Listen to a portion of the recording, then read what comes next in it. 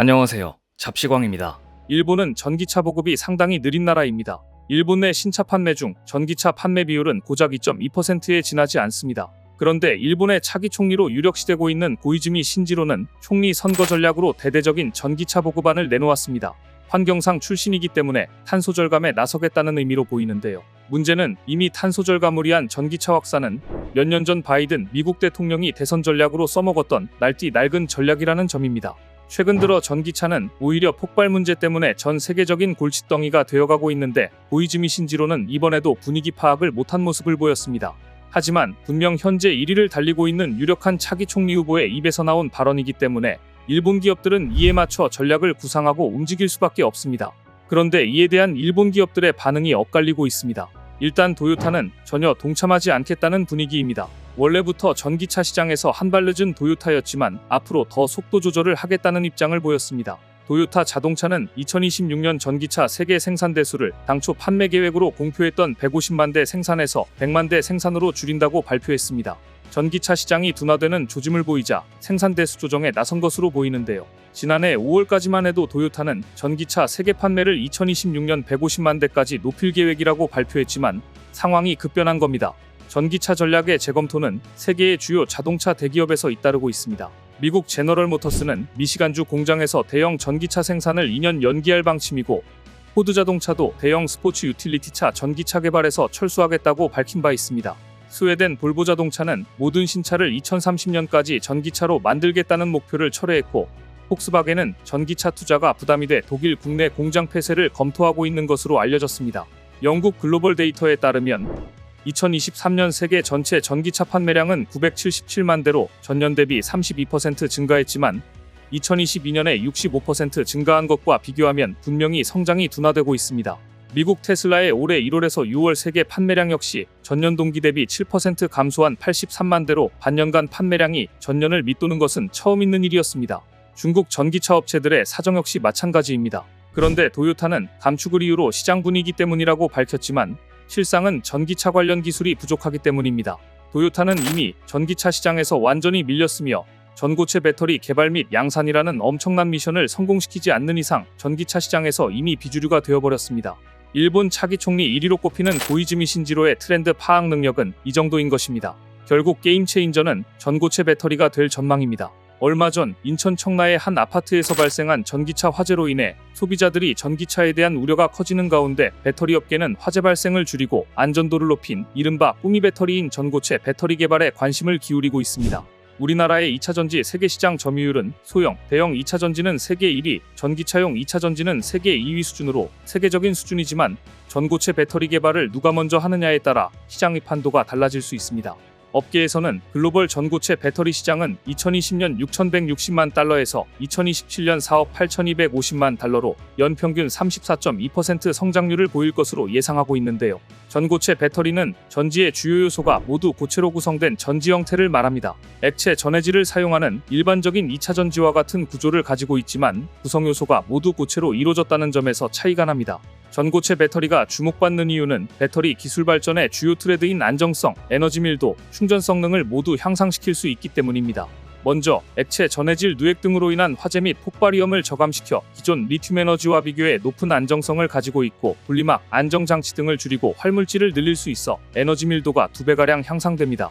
섭씨 0도 이하의 저온이나 60에서 섭씨 100도 고온 등 극한 상황에서 액체 전해질보다 전도 성능이 좋은 데다가 분리막이 없이 고체 전해질 사이로 이온이 이동하기 때문에 충전 속도도 빠릅니다. 이처럼 전고체 배터리는 많은 장점을 가지고 있지만 고체 전해질 특성상 배터리 출력이 저하된다는 단점도 존재하긴 합니다. 또 현재 상용화된 3원계 리튬 인산철 배터리와 비교해 전고체 배터리 가격이 비싸기 때문에 현재는 프리미엄급 전기차에만 탑재가 가능할 것으로 예상되고 있는데요. 전고체 배터리가 상용화되기 위해서는 출력, 가격 경쟁력 등 분야의 약점을 극복하기 위한 기술 개발이 필요한 상황입니다. 전고체 배터리가 상용화된다면 핵심 소재도 변화할 것으로 예상됩니다. 양극재는 기존 리튬이온 배터리에 사용되던 3원계 양극재가 여전히 사용되겠지만 음극재에서는 흑연계, 실리콘계뿐만 아니라 안정성 문제로 배터리 탑재가 어려웠던 리튬 메탈 음극재가 본격적으로 사용될 것으로 전망됩니다. 리튬 메탈 음극재는 금속 리튬을 원료로 활용해 기존 흑연계 음극재보다 에너지 용량 등을 획기적으로 증가시킬 수 있지만 안정성과 수명 성능은 상대적으로 낮은 소재이지만 이러한 리튬 메탈 음극재를 전고체 배터리에 탑재하면 에너지 용량과 출력, 수명, 안정성 모두 혁신적으로 높일 수 있어 리튬 메탈 음극재 역시 전고체 배터리와 함께 주목받고 있습니다. 그런데 도요타는 무슨 자신감인지 최근 전고체 배터리 양산 시기를 2026년으로 1년 앞당겼다고 발표했습니다.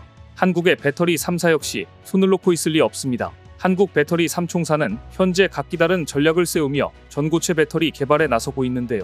먼저 전고체 배터리 분야에서 속도를 내고 있는 곳은 삼성 SDI입니다.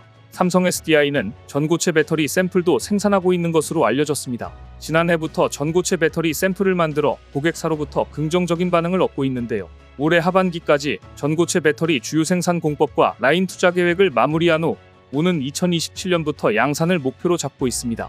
LG 에너지솔루션은 고분자계와 황화물계 전고체 전지를 각각 오는 2026년, 2030년까지 양산하는 것을 목표로 잡았습니다.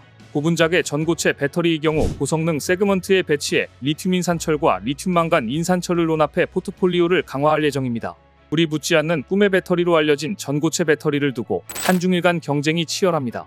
한국이 2027년에 전고체 배터리를 양산하겠다고 밝히고 일본은 2026년에 하겠다고 밝히자 중국은 한술 더 떠 2025년부터 양산 가능하다고 발표했습니다. 한국이 2027년이라고 발표하자 일본과 중국 모두 공수표를 날린 것으로 보이는데요. 중국 상하이 자동차는 2025년 2분기에 전고체 배터리가 탑재된 전기차를 출시할 예정인데요.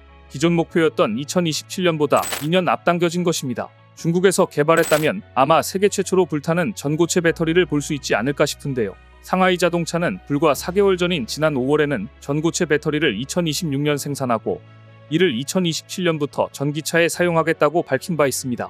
상하이 자동차가 갑자기 전고체 배터리 계획을 앞당기는 배경에는 정책 기조가 있다는 분석입니다. 중국 정부는 2030년까지 전고체 배터리 공급망을 선점하기 위해 지난 1월 컨소시엄을 직접 출범시켰는데요. 중국은 중국 전고체 배터리 공동 혁신 플랫폼 컨소시엄에 중국 최고 연구기관인 중국과학원 인력을 투입했고 한국과 일본의 전고체 배터리 상용화를 의식해 중국이 치고 나가는 모양새입니다. 이에 질세라 일본의 도요타도 전고체에 대한 고삐를 당기고 있는데요. 도요타는 2026년에 전고체 배터리를 포함한 차세대 배터리 3종을 생산한다는 방침입니다. 연간 생산 능력은 9GW시로 아이오닉5 10만 7천 대에 탑재될 수 있는 양입니다. 전기차 배터리 한중일 삼국지에 이어 전고체 배터리를 누가 더 빨리 양산하느냐를 놓고 최초라는 타이틀을 거머쥐기 위해 한중일이 또 한 번 치열한 경쟁을 벌이고 있는 셈인데요. 그런데 도요타가 당장 2026년부터 전고체 배터리 개발이 아닌 양산이 가능하게 하려면 지금부터 전기차 생산 시설을 늘려야 합니다. 하지만 도요타는 오히려 감산을 발표했습니다. 이러니 시장은 일본의 2026년 전고체 배터리 양산을 믿지 못하겠다는 분위기입니다. 그런데 이 와중에 보이즈미 신지로의 발표 이후 의외의 기업이 전기차 시장에 뛰어들어 배터리 업계를 놀라게 했습니다. 일본의 전자기업 샤프가 뜬금없이 전기 미니밴 컨셉트카를 공개하면서 전기차 시장에 첫 발을 내디딘 겁니다. 최근 일본 전자기업 샤프는 거물 IT 기업 폭스콘과 함께 개발한 EV 콘셉트를 공개했는데요. 샤프는 이 콘셉트카를 최신 기술이 가득한 확장된 거실이라고 홍보했지만 외관은 박스카 비율과 상업 용변을 연상시키는 캡오버 디자인으로 크게 인상적이지는 않았습니다. 은색 마감, 상자 모양, 둥근 모서리가 있는 차량은 그냥 하이테크 가전제품처럼 보이기도 했는데요. 사실 수준이 조악하기 짝이 없었습니다. 중국산이라고 말하기에도 민망한 수준의 영상물을 공개하며 실물 공개는 9월 17일로 미뤘는데요. 한때 세계 가전시장을 호령하던 샤프가 어쩌다 이 지경까지 되었는지 놀라울 따름입니다.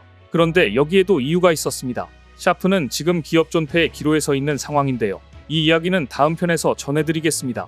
오늘 준비한 소식은 여기까지입니다. 댓글을 통한 여러분들의 많은 의견 기다리겠습니다. 시청해주셔서 감사합니다.